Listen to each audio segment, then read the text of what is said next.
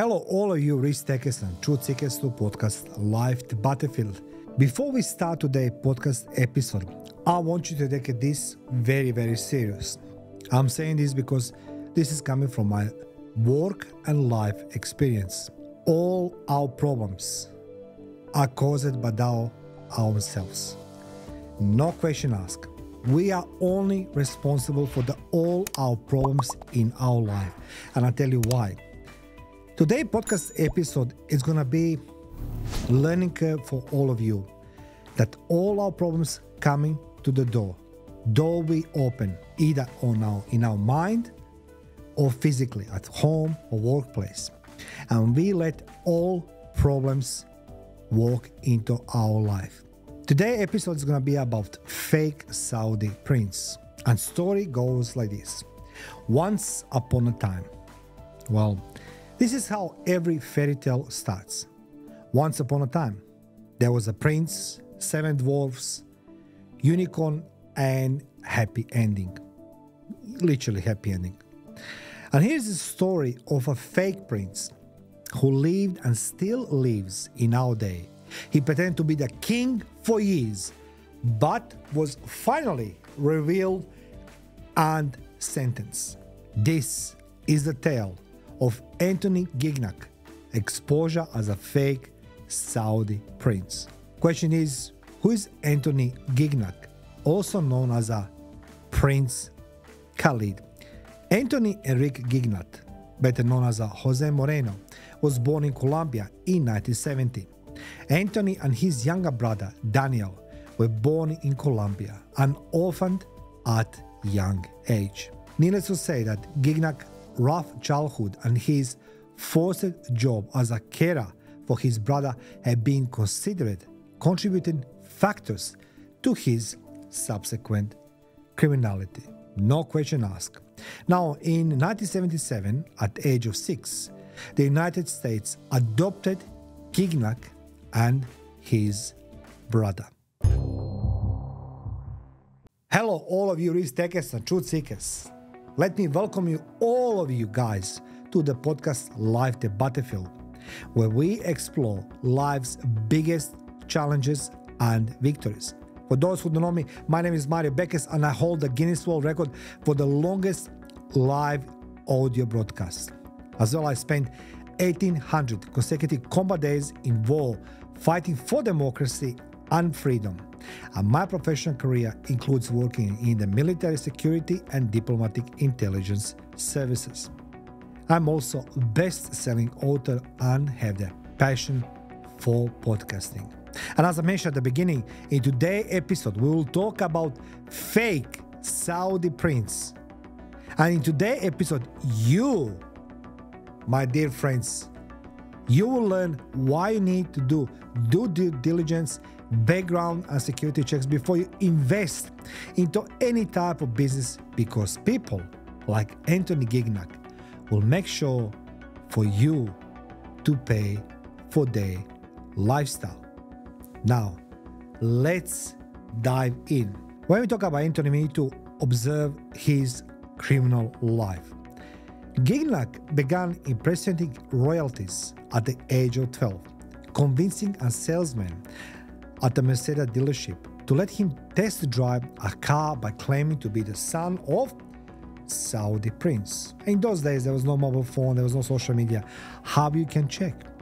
Now, consider a 12-year-old boy as an example. He didn't stop at these con games though. No, he didn't. Then he started using the identity Prince Adnan Khashoggi at first, and then Prince Al Saud later. Gignac has been detained 11 times since 1988 for scams in which he pretended to be a member of what? Saudi or Middle Eastern royalties. The LA Times, Los Angeles Times, dubbed him the Prince of Fraud. And of course, subsequently in 1991, after a scam that resulted in a 2-year prison sentence and involved him falsely acquiring large hotel and limousine bills with claiming that members of the Saudi royal family would pay them. So he says, somebody else gonna pay. Let me use this one.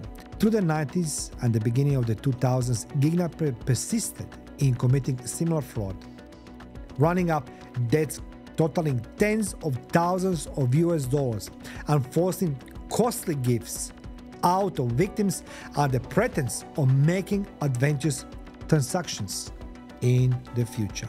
What that means? That means he promised the people, you shout me gifts, you give me the presents, give me the money, whatever it is.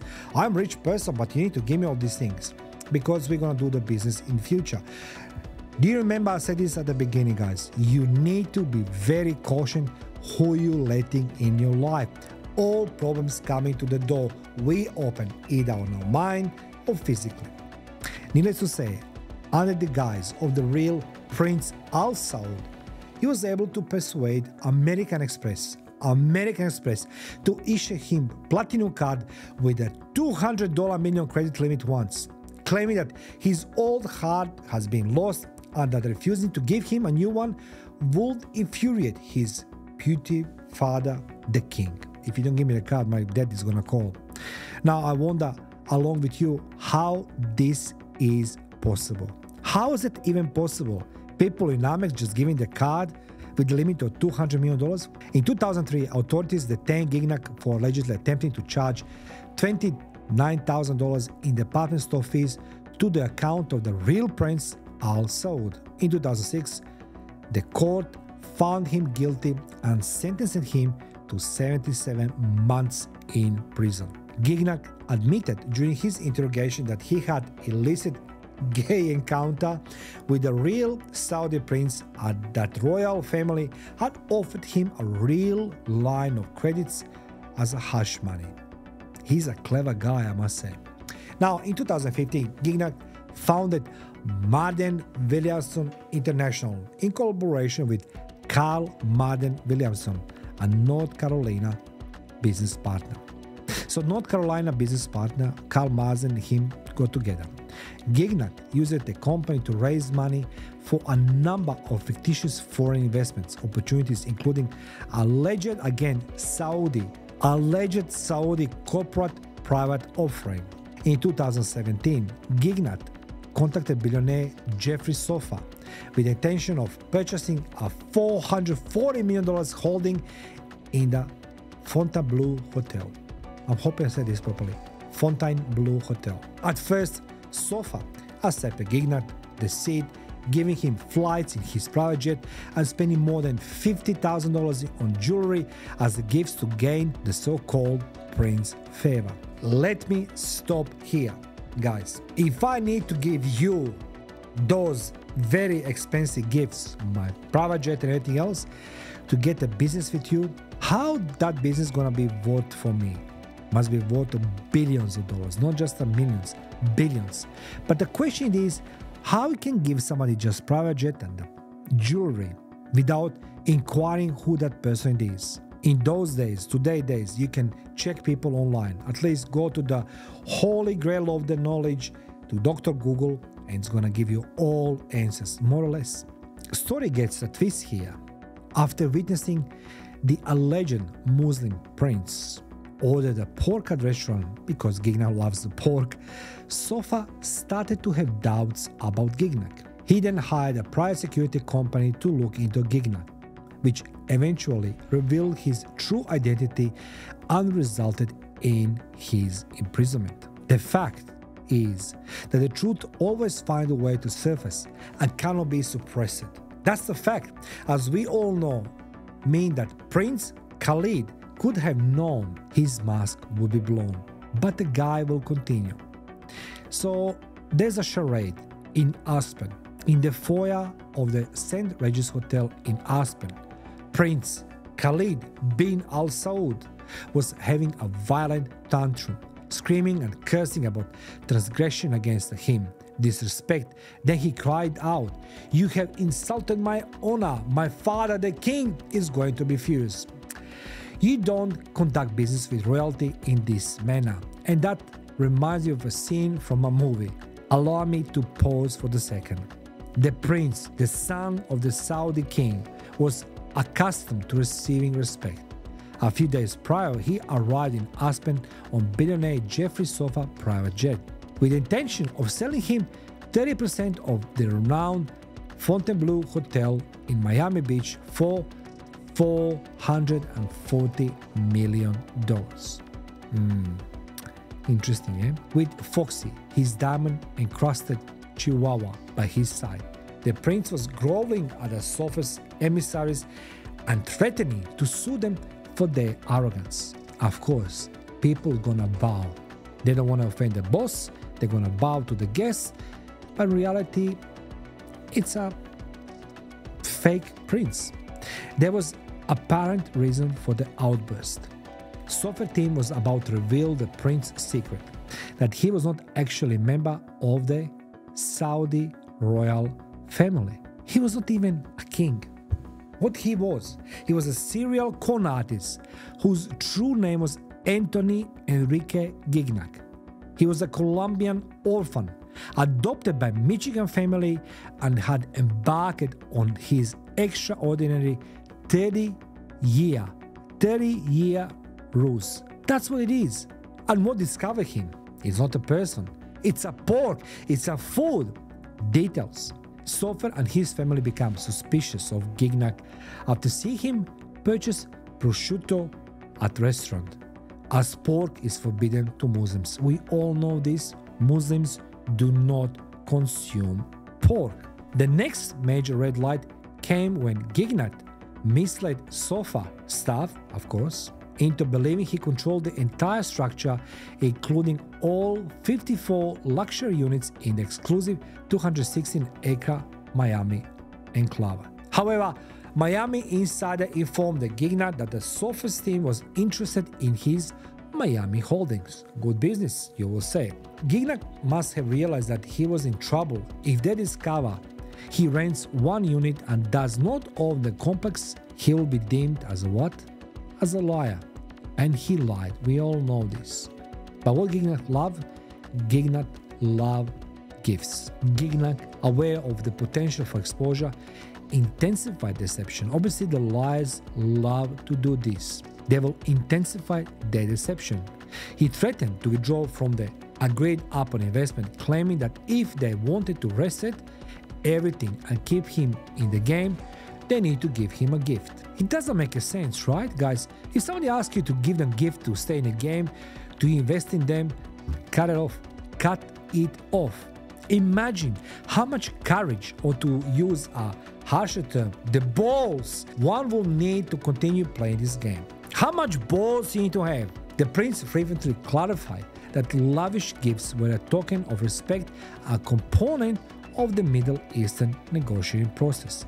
It is not.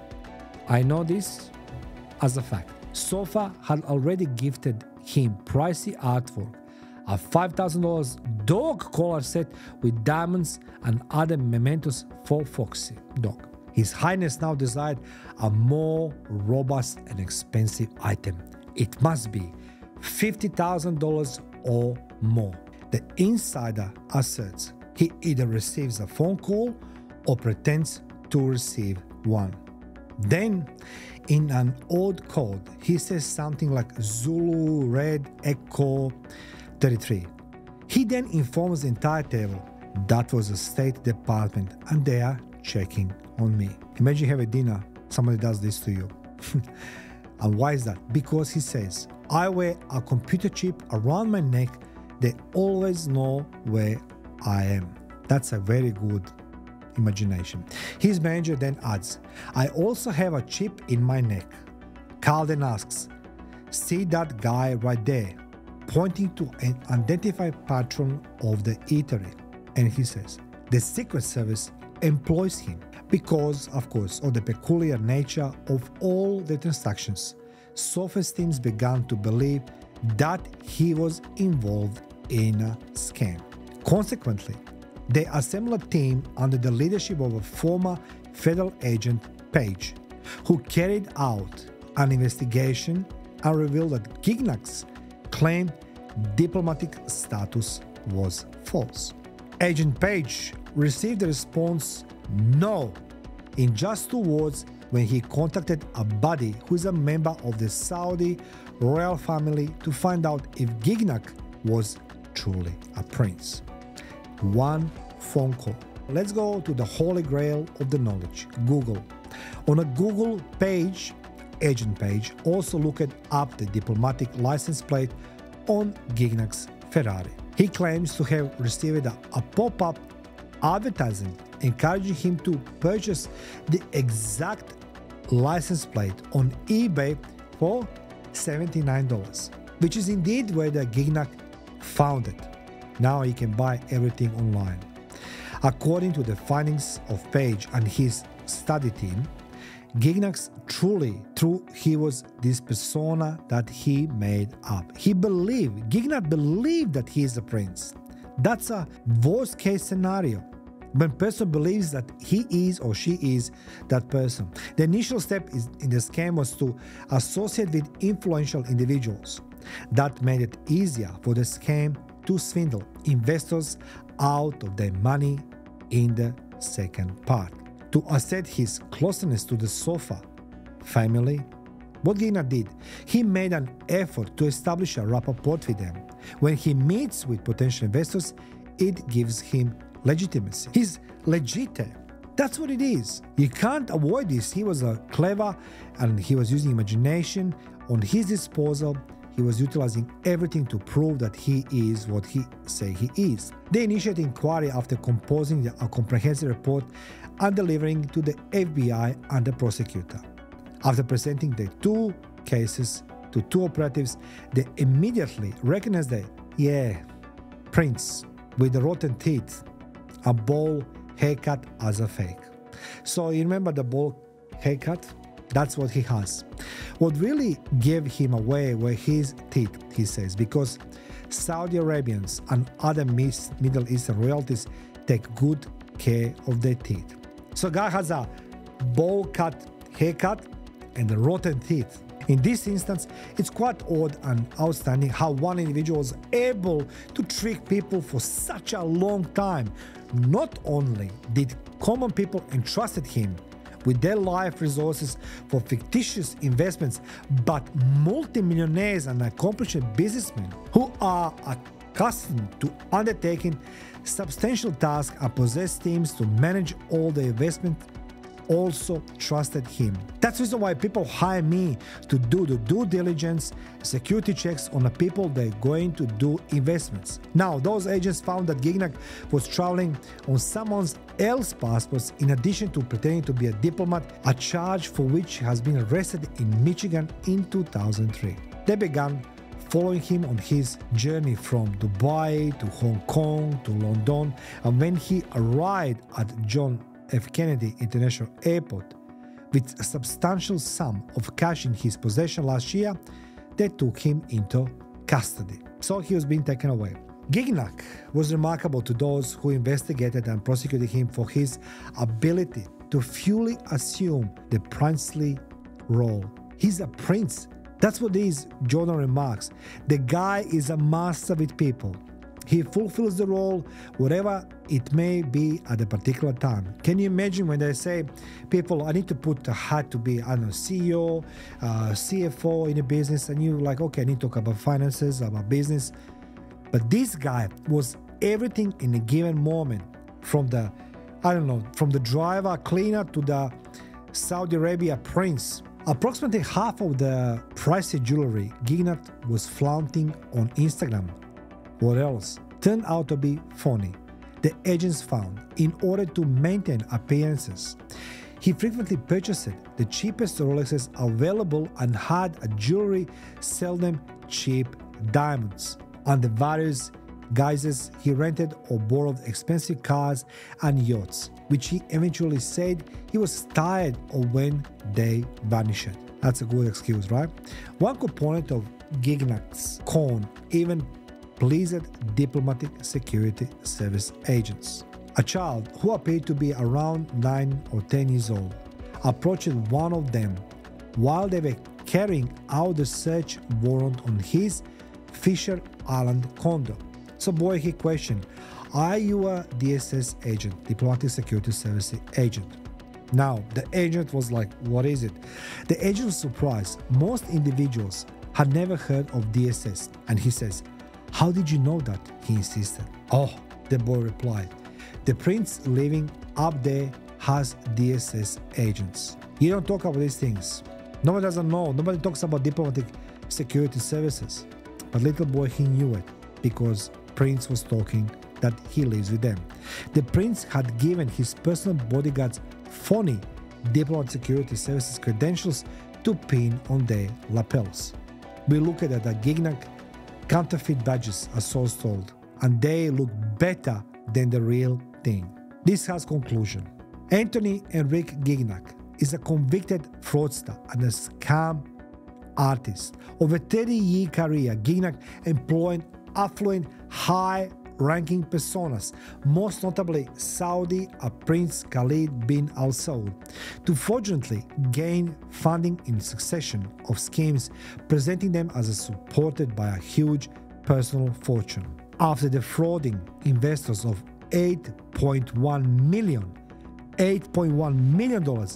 Gignac was arrested in 2017 after billionaire Jeffrey Sofer, the owner of the Fontainebleau Hotel in which Gignac had falsely claimed to be investing, became suspicious of the alleged Muslim prince ordering pork at restaurant. He was in prison for more than 18 years in 2019. The question is, how easy is to deceive people? How readily we take things for granted and fail to think or ask questions? How easily we believe that we see on social media? How naive are we all, including me? Sometimes I'm seeing things on social media and I'm questioning, but yet still I wanted to believe. So guys, as a part of my job, I'm doing daily basis, it is to do due diligence, background checks. I'm employing you. Before you invest money, before you open the door to anybody and anyone, please check their background. At least go to the holy grail of the knowledge, to Google, and Google that person name, and let's go see what you're gonna find. Thank you for watching. Let me know, do you know the story about Saudi fake prince? Feel free to leave the comments down below. Subscribe, like, and share. Thank you.